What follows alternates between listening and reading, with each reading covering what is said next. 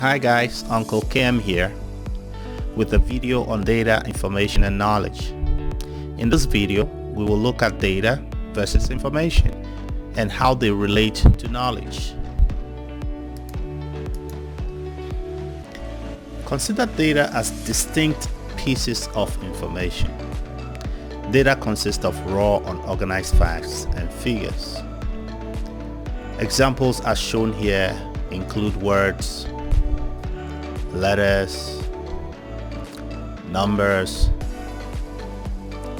images, and the like. Note here that these facts and figures currently have little to no meaning. They have little to no meaning. Let's take an example. Cow. Yeah, we know what that means. It's a cow. It's a word. From a language standpoint, we can argue that it's whatever. But as we move forward and we look at some examples, it will become apparent that it has little to no meaning. I want you to take note of that at this point. Information, on the other hand, is when data has meaning or context. More often than not, data is processed. We need to process data to generate specific information. That is to say, when data is presented with a given context or is made meaningful or is made useful, that is when we say it is information. There are so many ways by which this is accomplished: by summarizing the data, structuring the data, interpreting the data in some other ways. In today's world, more often than not, we analyze the data to be presented in a meaningful way, or when we organize the data in some shape or form. Note here that the process of transforming data into information may require a set of logical steps, events, or tasks that are performed to accomplish a specific outcome. Also note that data that has been processed, organized, structured, and or given some context does not always make meaningful or useful information. Next, we will look at some examples to clarify data versus information. Okay, let's take a look at this example. Let's start off with cow. Yes, we know it's a word. From a language standpoint, you will argue it's a noun, blah, blah, blah. But what does that mean? What is its relation with 200,000? Yeah, you can think about it in so many ways. So that's what we mean by little to no meaning. Basically, these are words and figures with little to no meaning. Being that they are raw and unorganized, that is why we're considering them as data. However, when we give it some meaning, as in the sentence, then it is considered as information. Notice the data: cow, 200,000, milk, which are facts and figures that we had talked about, are buried right in the information, or are organized in such a way that it becomes or is considered information. Let us look at another example. Data without context. These seem to be just raw figures or numbers.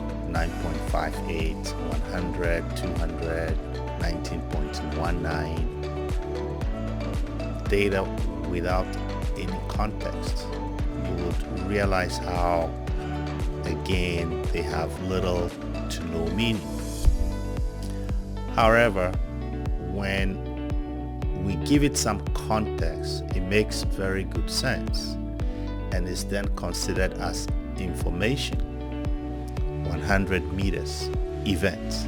In the events column, we are seeing different types of events. We're seeing the record holder as of the year 2015 and the time that was set for that record, or the record that was set for that event.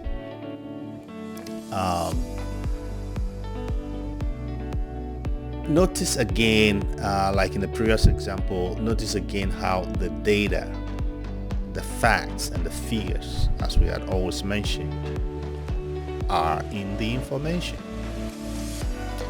So the data 100 is referencing the 100-meter event or the 100-meter race, and the world record holder is Usain Bolt, and the time for that event respectively.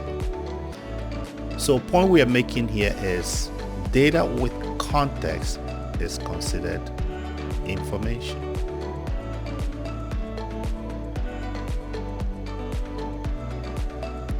In this example, we see a few names with a bunch of numbers, data with little to no meaning.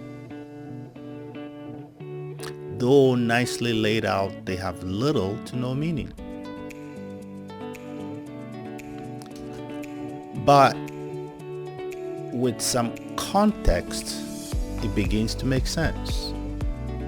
In this case, we see the data had been processed, summarized, or analyzed, if you will, to make more sense, and is considered as information, data with meaning. Notice here we're talking for each student. There is an English and a math score, and then it is kind of computed or processed to determine the average score per student or the class average per course. You can slice and dice it as you want. This is a common practice in today's data world. So with some context, it is making more sense. As such, we will consider it as information. Building off of the previous example, here we see a graphical representation of the data, where the data had been very well interpreted. This as well we will consider as information. You will notice the class averages, the average per student, the score per course for each student. Sometimes a graphical representation helps decision makers to be able to take a snapshot of the data and make quick decisions. Just to add a little humor, this is to show how the internet is a great place to source information. However, there is just too much information on the internet. You want to be careful what you're finding on the internet. As mentioned earlier, the process of transforming data into information may require a set of logical steps, events, or tasks that are performed to accomplish a specific outcome.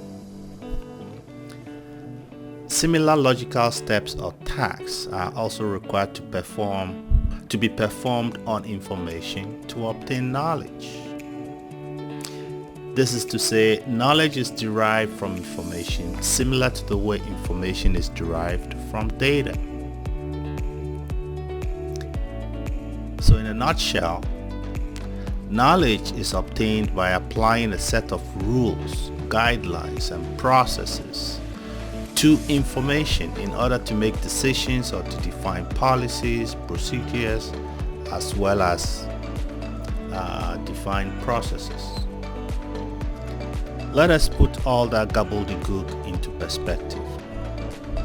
I mean, let's relate all that we have looked at, or let's relate knowledge to the fundamental concepts of data versus information that we have talked about, or that we had presented so far, that had been presented so far. For starters, take a look at these numbers, which are considered as data. Data with no meaning, right? Figures, facts, raw, unorganized. The number 40, number 55, what does that mean? Very little meaning, or no meaning at all.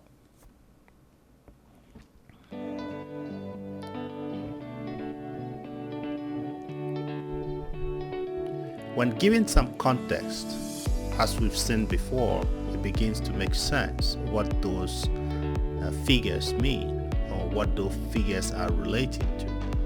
It begins to make very good sense. As such, it is considered as information. So in this case, the 40 is being used as 40 miles per hour in the speed column of this information. So vehicle named Murano is driving at the speed of 40 miles per hour. Time of day it was spotted was 10:30 a.m. Similarly, another vehicle, Telluride, was also driving at a speed of 40 miles per hour and was spotted at 10:43 a.m.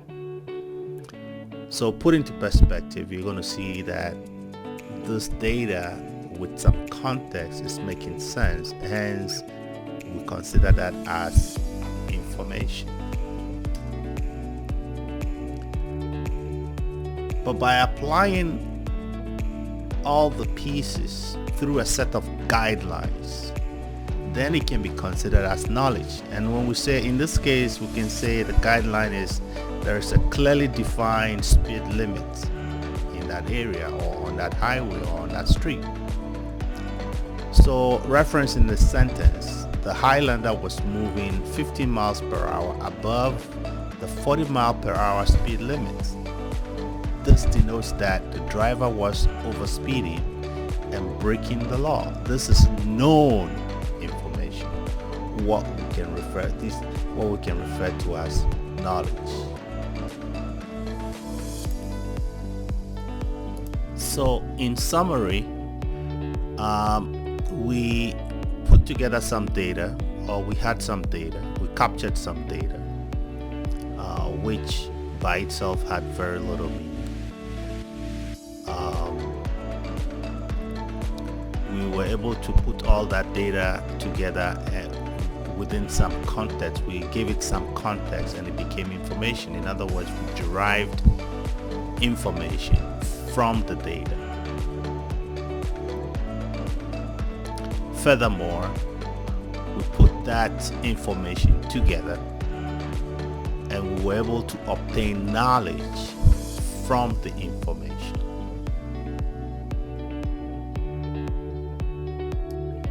I hope the light bulbs in your brains regarding data, information, and knowledge had lighted as bright as daylight.